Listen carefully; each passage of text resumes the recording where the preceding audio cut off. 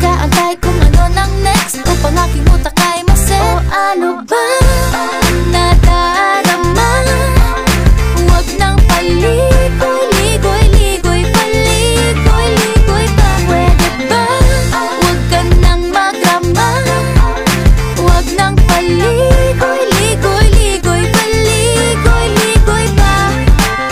Kwento-kwento ka tungkol sa bagay-bagay. Pag-usapan naman natin tayo medyo bagay. Ngunit mabagal ka, di mo maisipin sa bagay. Kunting tiis na lang, malapit na akong magbabay. Ano ka ba naman? Ganyan-ganyan na lang. Wala ka lang alam gawin kundi magparamdam. Hindi ko na alam, ano pa dapat ang iisipin ko o dapat ba na wag na lang. Tuwing gabi ka lang nagte-text, tumaki message ko walang